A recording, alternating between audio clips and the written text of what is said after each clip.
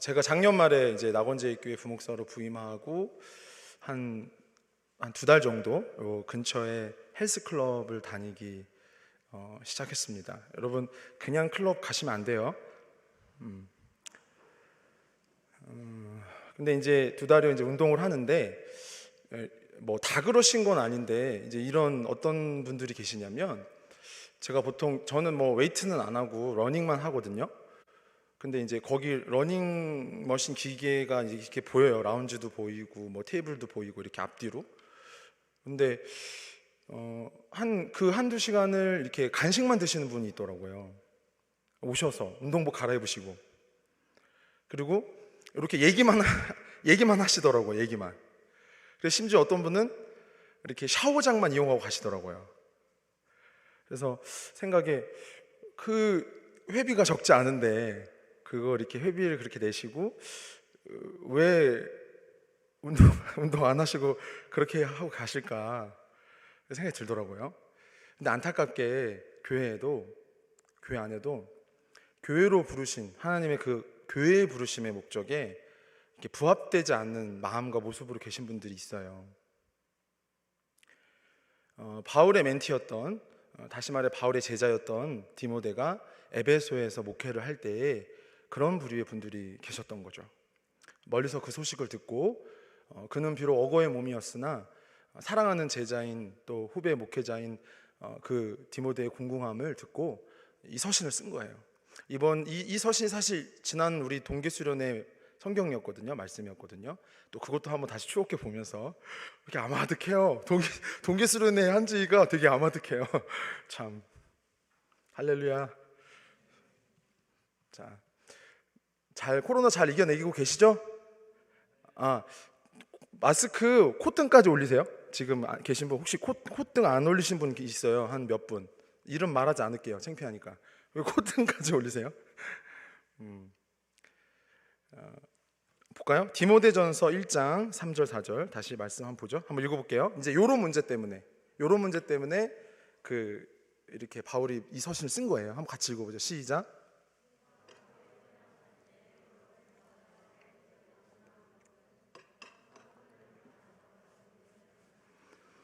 신화와 끝없는 족보에 몰두하지 말게 하려 함이라.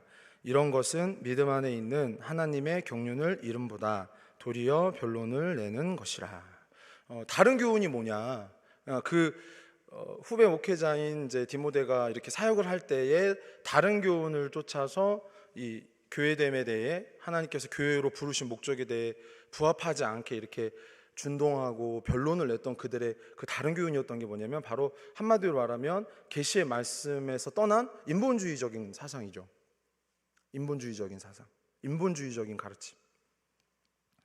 그러니까 타락한 인생들이 땅의 일을 구하고 그 땅의 것에 우상에 매여 있는 생각, 그리고 우리 원수 아니죠, 마귀가 그 탐욕과 정욕에 그 치닫도록 하는 그런 아주 사악한 가르침, 영혼에 대해 무감각하게 만드는 그런 사상에 대해서 경고한 거죠.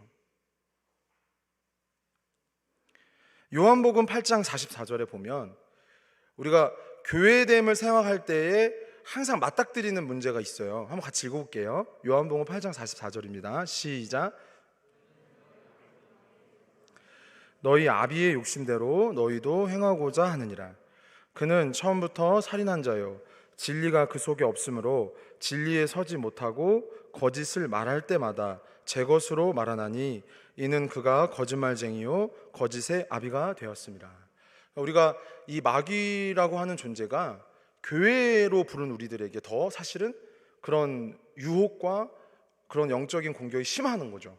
당연히 그럴 수밖에 없는 게, 우리가 구속을 입어서 하나님 나라를 이루어가고 있기 때문에, 하나님께 예배하고 그 뜻을 따라 살고 있기 때문에 그것을 회방하는 이제 세력인 거죠. 그리고 우리 조상 아담이 그 선악과를 먹고 범죄한 이후에 사실은 그 원수의 편에 섰기 때문에, 원수에게 속아서 그 자리에 나아갔기 때문에 사실 원수는 잘 알죠.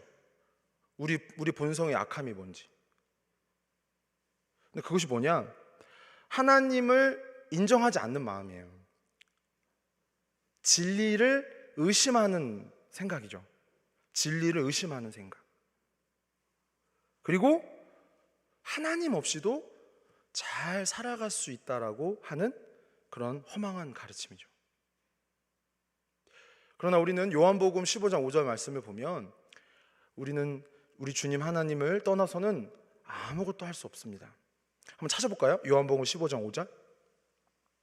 요한복음 15장 5절.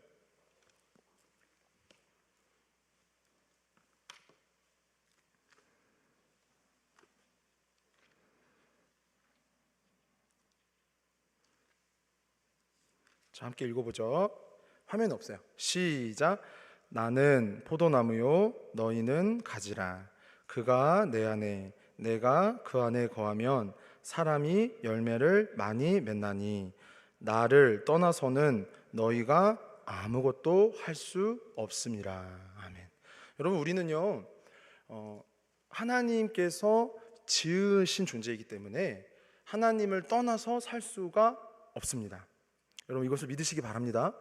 그리고 교회됨이라고 할 때 우리가 오늘 메시지 말미에 이제 세 가지 사명으로도 한번 정리해 보겠지만 하나님을 떠나서 살 수 없다라는 그 생각, 그 중심의 사상을 여러분 꼭 잘 지키시기 바랍니다. 한번 죄송하지만 따라 볼까요? 하나님 없이는 살 수 없습니다. 근데 마귀는 그것을 공격한다는 거죠. 아니야, 하나님 없이도 잘 살 수 있어. 아니야, 진리를 의심하고 너의 생각을 갖고 주도적으로 해나가야 해 라고 말하는 거죠. 신화와 끝없는 족보가 사실 그런 이야기인 거예요. 신화와 끝없는 족보. 그 신들의 이야기, 그 우상들은 사실 뭐냐면 우리 욕심의 투영인 거죠. 그리고 우리가 욕심대로 인생들이 살아가고자 하는, 그것을 뒷받침하고자 하는 어떤 수책인 거죠. 그리고 인생들은 위대하다는 거예요. 영웅의 이야기나 역사적인 어떤 인물에 대해 그것을 미워하고자 하는 그 습성이 바로 그것을 나타내는 거죠. 인생은 충분히 위대하다는 거죠. 과연 그럴까요? 본래 하나님의 형상으로 지음받은 우리가 하나님 없이 위대할 수 있을까요? 본래 지음받은 그 목적이 하나님의 위대함을 나타내는 것인데, 할렐루야, 하나님의 아름다움과 영광스러움을 반영하고자 함인데 그것을 놓친다면, 그것이 누락된다면 과연 의미가 있겠냐는 거죠.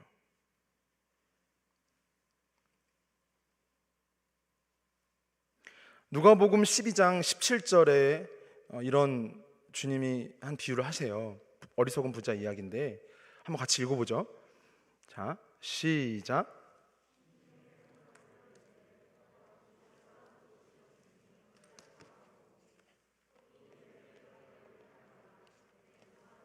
더 크게 짓고 내 모든 곡식과 물건을 거기 쌓아두리라.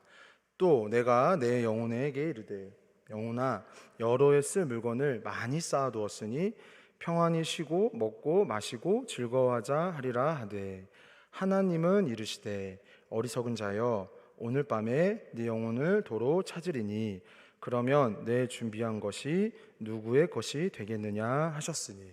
자, 이 비유에서 오늘은 이런 부분을 좀 생각해 보고자 해요. 뭐냐면 타락한 상태여도, 하나님에 대해서 마음이 닫혀지고 멀어진 상태여도 영혼이 안녕해야 진짜 안녕하다는 진리에 가까운 생각을 갖고 있다는 거예요. 이 사람이 잘 들어보세요. 그 화란의 유명한 개혁주의 신학자인 헤르만 바빙크가 이런 얘기를 해요. 이게 신적 근사성에 대한 얘기인데 한번 들어보세요.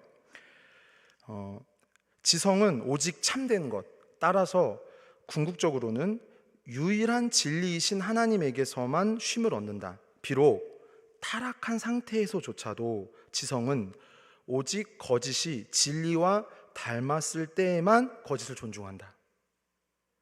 이게 신적 근사성에 대한 얘기예요. 무슨 얘기냐? 타락한 상태여도, 그러니까 하나님하고 멀어졌어요. 믿고 싶지 않아요. 여전히 내 인생은 내 맘대로 하고 싶어요.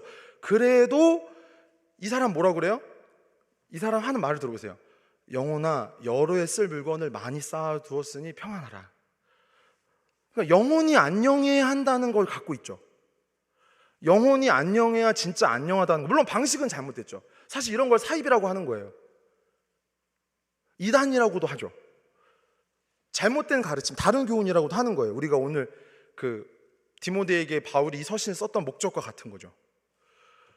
비록 타락하여 마음이 하나님과 멀어진 상태일지라도 진리와 가까운 거짓에 대해 마음이 움직이는 거예요.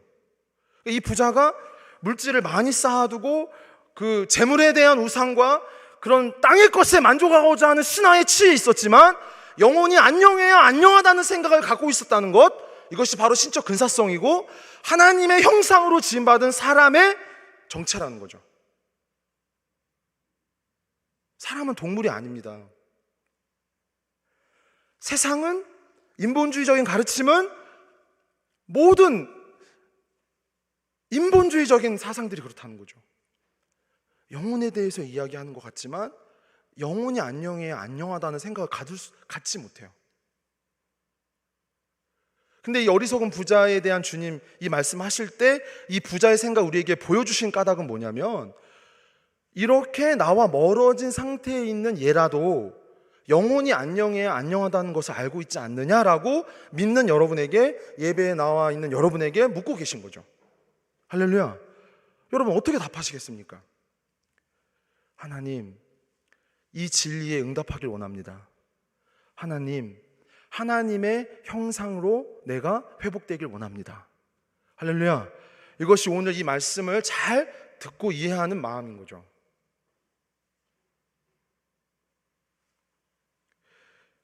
인생들은 그들이 자기 자신이 하나님의 형상이라는 것을 인정하든 인정하지 못하든 그것이 근본이라는 거예요.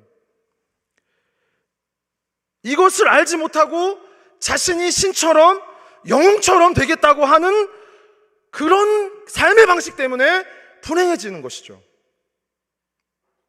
앞서 본 요한복음 15장 5절의 말씀도 그것을 얘기하고 계신 거죠.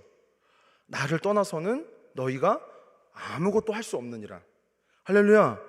여러분, 우리 하나님을 떠나면 아무것도 할 수 없습니다. 왜요? 본디 우리가 그 하나님을 반영하기 위해 존재하기 때문이죠. 이스라엘 백성이 유월절 어린 양의 피로 바로의 소나기에서, 원수의 소나기에서 벗어나 신의 산에 이릅니다. 거기서 언약을 맺으시죠. 모세를 불러서 언약의 두 돌비를 주시고 율법을 선포하십니다. 이것은 무슨 의미죠? 너를 구속하신 여호와가 이러이러하다, 이러이러한 분이다. 그리고 너희는 그의 백성이 되었으니 이러이러한 삶으로, 존재로 변화되라. 할렐루야. 교회죠. 세상 어디에도 이렇게 하시지 않았어요. 어느 민족에게도. 얼마나 우리를 사랑하신다는 거예요. 여러분, 말씀을 들을 때, 또 말씀이 들려지는 자리에서, 그 음성 가운데서 여러분 항상 감사하시기 바랍니다. 할렐루야. 열방의 세계 어느 민족에게도 이렇게 향하지 않으셨어요. 오직 교회에, 아브라함의 후손에게만 주신 특별한 은혜죠. 할렐루야. 그래서 우리가 교회됨에 대해, 하나님의 자녀로 우리 인생의 본디 의미와 지어진 목적에 대해서 이렇게 회복되어 가는 거죠. 고침받아 가는 거죠. 우리 성경 하나만 더 찾아볼까요? 147편입니다. 147편 하면 어디예요? 그렇죠, 시편이죠.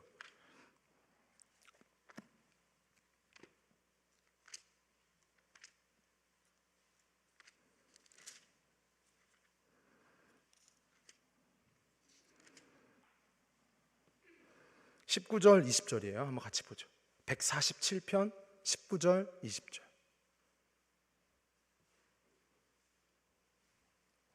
자, 같이 한번 볼게요. 147편 19절 20절 시작. 그가 그의 말씀을 야곱에게 보이시며 그의 율례와 규례를 이스라엘에게 보이시는도다. 그는 어느 민족에게도 이와 같이 행하지 아니하셨나니 그들은 그의 법도를 알지 못하였도다. 할렐루야. 아멘. 점점 다가서는 거죠. 교회로서 우리가 어떤 정체감과 그 부르신 뜻에 대해서 다가서는 거죠. 여러분, 이 시간도 그렇게 더 다가서는 여러분 되길 바랍니다. 신명기 33장 29절인데요. 한번 같이 읽어볼게요. 신명기 33장 29절 화면을 통해서 시작. 여호와의 구원을 너같이 얻은 백성이 누구냐? 그는 너를 돕는 방패시요 내 영광의 칼이시로다. 네 대적이 네게 복종하리니 내가 그들의 높은 곳을 밟으리로다. 아멘. 그러니까 인생들은 신이나 영웅이 아니라, 잘 들으십시오, 인생들은 신이나 영웅이 아니라 하나님의 존재를, 하나님의 영광을 반영하고 나타냄으로 그 의미가 있다는 거죠. 방금 읽었던 신명기 33장 29절에도 뭐라고 말씀하세요? 이스라엘이여 너는 행복한 사람이로다. 세계의 웬만한 국가를 다 보면 이 기본권이 다 여기 들어가 있어요. 바로 뭐죠? 행복 추구권이죠. 모든 웬만한 성문법을 갖고 있는 문명 국가의 모든 기본권에 이 문구가 들어가 있어요. 행복 추구권. 그렇죠? 성경은 우리에게 열방의 어느 민족에게도 이 일을 행하시지 않은 하나님이 교회됨에 대해서, 교회로 부르신 이들에게 대해서 말씀하시는 거죠. 이스라엘아 너희는 행복한 사람이로다. 할렐루야. 왜냐하면 우리가 영웅이나 신이 아니라 우리를 지으신 하나님을 반영하는 존재로 우리가 구별됐기 때문이죠. 할렐루야. 나라와 민족은 흥하고 망하고 성하고 쇠하나 교회는 그리스도가 다시 오실 때까지 영원히 그 본분을 다해야 하는 줄 믿습니다. 그것이 이스라엘의 소임이요 교회의 영광이고 우리의 본분이죠. 아하. 더없이 우리가 사모해야 하는 것은, 더없이 우리가 간구해야 하는 것은 우리를 통해서 하나님이 드러나는 것인 줄 믿습니다. 이 일을 행하신다는 거죠. 하나님은 실패 없이, 중단 없이. 그러므로 사랑하는 낙원의 청년들이요, 이 말씀을 듣는 모든 심령들이요, 하나님을 인정하고 반영하는 자들이 되길 바라요. 아셨죠?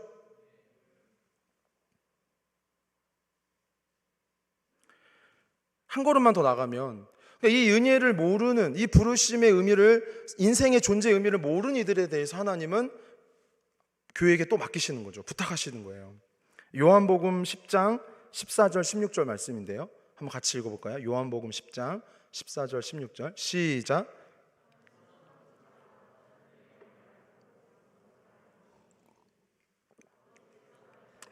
내가 아버지를 아는 것 같으니 나는 양을 위하여 목숨을 버리노라.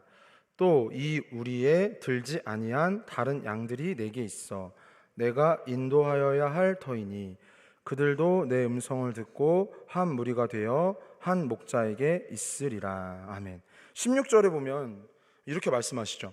이 우리 안에 들지 않는, 아직 이 우리 안에 들지 않는 양이 있어. 내가 그들을 불러와야 할 터이니. 그러니까 우리가 교회됨으로 열방의 세계 어느 민족에게도 베푸시지 않은 주의 율례와 규례와 법도로 우리를 새롭게 하시고 예배하며 하나님을 바라보도록 그 영광을 반영하는 존재로 구별하셨기 때문에 우리는 존재로서, 삶의 목적으로서 그 영광과 그 하나님의 존재를 모르는 이들에게, 자신이 영웅이고 자신이 신이라 착각하는 그들에게 우리는 그들 속에 나아가야 하는 거죠. 너 신 아니야 라고 말하는 거예요. 너 영웅 아니야.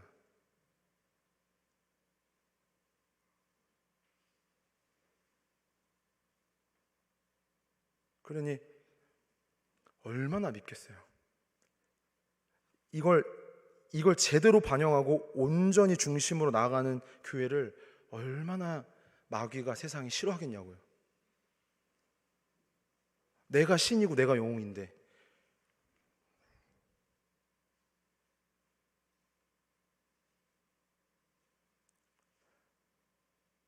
소돔과 고모라 성중에 있었던 롯에 대해서 그 사람들이 그렇게 얘기했던 거죠. 저가 우리 성중에 들어올 때부터 우리의 법관이 되었도다. 베드로 사도는 그의 서신서에서 그걸 뭐라고 평가하냐면 롯의 의로운 심령이 날마다 상함으로. 우리가 법관을 되려고 하고 뭔가 판단하려고 존재하는 게 아니거든요. 우리가 교회의 사명을 이제 살펴보려고 하는데 그 사명과 본분에 충실할 때 필연적으로 나타나는 박해요, 회방이요, 질시라는 거죠. 여러분에게 이러한 열매가 있기를 바랍니다. 그러한 고난과 그러한 시선을, 물론 부담스럽죠. 물론 어렵죠. 할 수만 있으면 안 받고 싶죠. 그러나 필연적이라는 거죠. 교회로 우리가 부름받았기 때문에.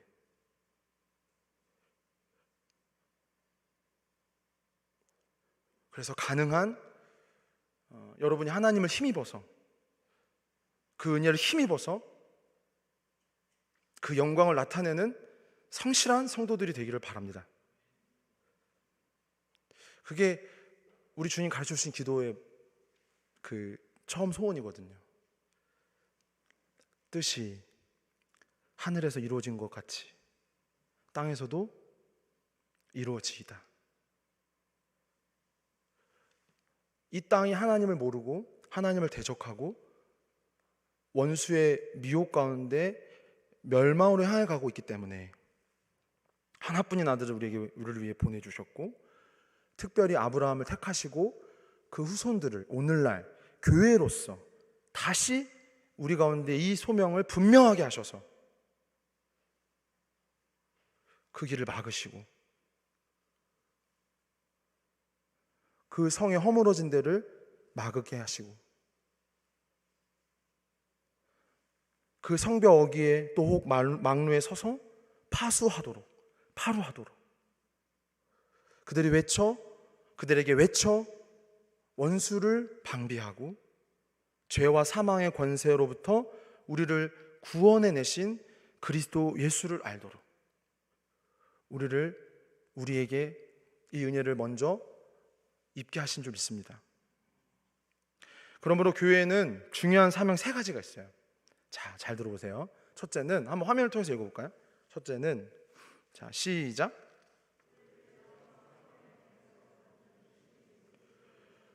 그렇죠. 이것이 항상 중요한 거예요. 항상 이것이 수위에 있어야 돼요. 왜요? 우리의 머리는 누구셔요? 우리의 머리는 누구세요? 우리의 머리는 그리스도십니다. 믿으십니까? 우리의 구속을 이루시고 우리에게 새 생명 혹은 영원한 생명을 주신 분이 그분이시기 때문에. 그래서 바울은 뭐라고 그래요?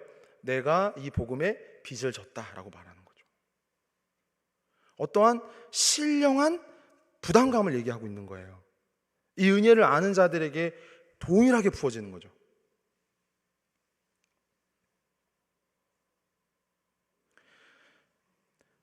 우리가 평생 힘써야 할 일은 바로 이 그리스도를 아는 일인 거예요. 이 그리스도를 깊이 아는 일이죠. 한 말씀만 더 찾아볼게요. 고린도후서 5장 15절이에요. 한번 찾아볼게요. 고린도후서 5장 15절.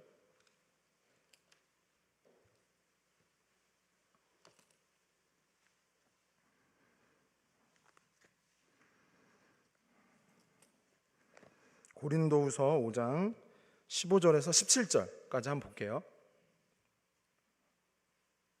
고린도후서 5장 15절에서 17절 같이 볼까요? 같이 3절. 화면에 없어요. 시작.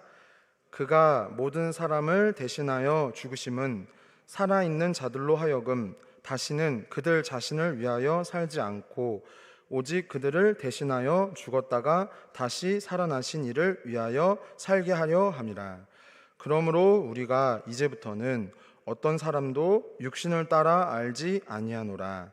비록 우리가 그리스도도 육신을 따라 알았으나 이제부터는 그같이 알지 아니하노라. 그런즉 누구든지 그리스도 안에 있으면 새로운 피조물이라.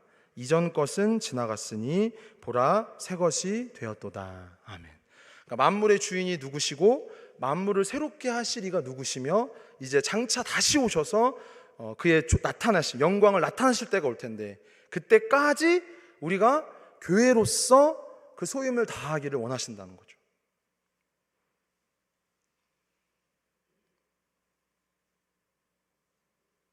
우리 자신을 위해서 살지 않고 우리를 위해 죽으신 그리스도를 위해 살도록 우리가 이렇게 부름 받은 줄 믿습니다. 두 번째로 두 번째 한번 교회 사명 한번 읽어볼까요? 시작. 없어요? 네, 시작. 그렇죠. 하나님을 항상 예배하는 거예요.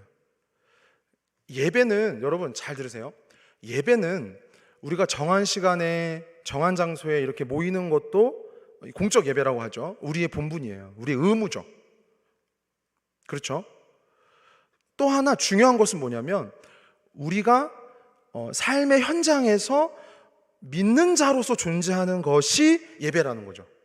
무슨 얘기냐? 우리가 거기서 성전이 되는 거예요. 우리가 거기서 제사장이 되는 거죠. 할렐루야. 거기는 우리가 예배 마치고 이제 내일부터 이제 현장으로 가면 세상으로 나가면 거기서는 하나님에 대해 진리에 대해 우리가 앞서 봤잖아요. 자기가 영웅이고 자기가 신이기 때문에 몰라요. 하나님을 진리를 참된 것을 신령한 가치를 몰라요. 거기에 의미를 두지 않아요. 마치 에서처럼 팥죽 먹고 싶어서 장자권을 파는 사람들이 그냥 다 대다수예요. 그냥 그렇게 생각하시면 돼요. 예배 마치고 교회 안에도 그런데 교회 안에서도 그런데 여러분 한 말씀이라도 여러분 예배에 나오셔서 한 말씀이라도 꼭 받아가세요. 할렐루야. 한 말씀이라도 한 말씀 한 구절이라도 받아서 내 양식을 삼으세요. 내 소망을 삼으세요. 하나님이 함께 하십니다. 뭐 그거 말고 뭐가 행복해요? 그거 말고 우리한테 무슨 의미 있는 일이 있겠어요? 있어요, 없어요? 없죠. 없는 거예요. 우리가 계속 봤잖아요. 예배라는 것이 그런 성격이 있다는 거죠. 굉장히 중요합니다. 제사장으로 거기 있는 거예요. 같이 물질을 버는 것 같지만 같이 같이 이렇게 뭘 대화하는 것 같고 뭔가 같이 의식을 막 하는 것 같지만 사실은 아니죠. 그렇지 않습니까? 우리 한 말씀만 더 찾아볼까요? 빌립보서 1장 한번 보세요.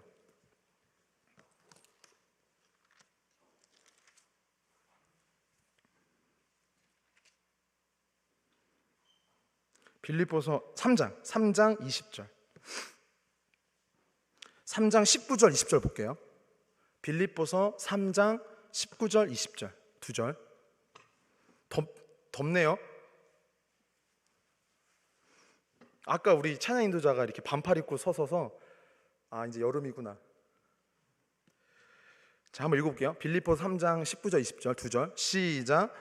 그들의 마침은 멸망이요 그들의 신은 배요 그 영광은 그들의 부끄러움에 있고 땅의 일을 생각하는 자라. 그러나 우리의 시민권은 하늘에 있는지라. 거기로부터 구원하는 자 곧 주 예수 그리스도를 기다리노니. 그러니까 우리는 거기에서 제사장으로 하늘의 시민권자로 성전으로 있는 거죠. 여러분 믿으시기 바랍니다. 고린도전서 3장 16절 17절인데요. 한번 같이 읽어보실까요? 고린도전서 3장 16절 17절 시작. 하나님의 성령이 너희 안에 계시는 것을 알지 못하느냐? 누구든지 하나님의 성전을 더럽히면 하나님이 그 사람을 멸하시리라. 하나님의 성전은 거룩하니 너희도 그러하니라. 아멘. 우리 안에 우리 주님이 계시기 때문에 성전으로서, 제사장으로서 거기 있는 거죠. 거기 있는 거죠. 거기서 그들을 일깨우고 생명의 길을 얻도록 우리가 그렇게 기능해야 할 줄 믿습니다. 그리고 하나만 더 강조하면, 코로나19로 인해서 우리가 다소 모이는 것이 주춤해졌지만 모여서 정한 시간과 정한 장소에 예배하는 것은 우리의 의무예요. 무슨 말씀인지 아시겠어요? 물론 조심해야 돼요. 우리가 지금 계속 조심을 하고 모이고 이렇게 사회적 거리 두기를 하고 마스크를 다 쓰고, 그죠? 얼마나 답답해. 지금 막 제가 막 다 벗기고 싶어요. 내려가서 막 그래서 잘 있니 하면서 이렇게 얼굴 만지면 안 되죠. 너무 그러니까 답답하다 이거죠. 오죽 그런 마음. 근데 그래도 조심할 건 조심하되 근간은 그렇다는 거죠. 그래서 마태복음 18장 20절 한번 볼까요? 마태복음 18장 20절. 자, 시작.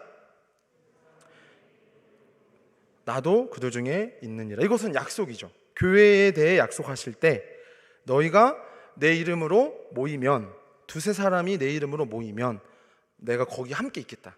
할렐루야. 여러분, 이 의무를, 이 신령한 의무를 망각하지 않기를 바랍니다. 마지막으로 계속 이 메시지 이제 사이사이 설명드린 건데, 복음을 전해야 하는 거예요.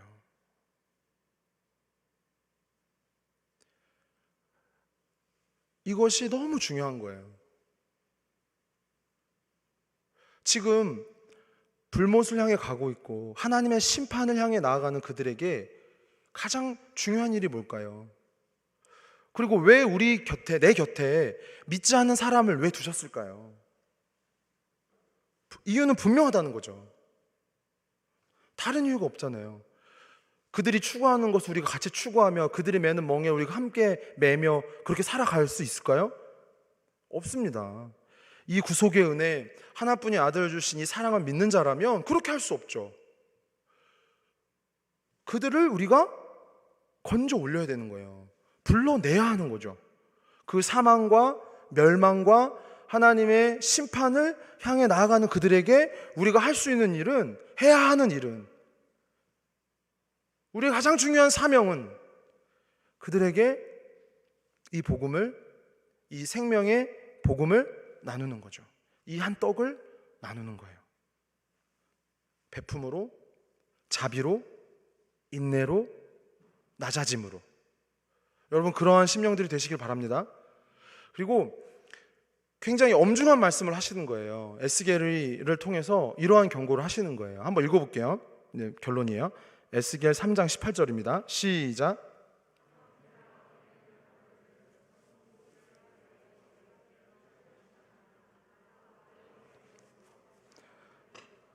자, 왜 하지 말고 결론이라고 했잖아요.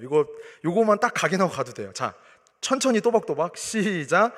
가령 내가 악인에게 말하기를 너는 꼭 죽으리라 할 때에 내가 깨우치지 아니하거나 말로 악인에게 일러서 그의 악한 길을 떠나 생명을 구원하게 하지 아니하면 그 악인은 그의 죄악 중에서 죽으려니와 내가 그의 핏값을 네 손에서 찾을 것이고. 그러니까 이 은혜를 입었기 때문에, 이 교회됨의 영광과 거룩한 사명으로 우리가 존재하기 때문에, 그것이 우선하기 때문에 우리 주변에 악인을 두신 것, 다시 말해서 여기서 악인은 불법이나 뭔가 부덕함을 얘기하는 게 아니라 하나님을 인정하지 않는 자들, 자신의 신이요 영웅이라고 착각하는 이들, 그들에게 이 복음을 나누는 것, 이 생명의 양식을 전하는 것, 그러므로 그 피에 대하여 주님 우리에게 물을 것이라는 것. 여러분, 이 엄중한 경고에 대해 오늘 가슴 깊이 새기고 교회됨에 대해, 우리를 교회로 구별하신 것에 대해 주님 앞에 올바르게 묵상하는 자들이 되기를 바랍니다. 같이 기도하죠.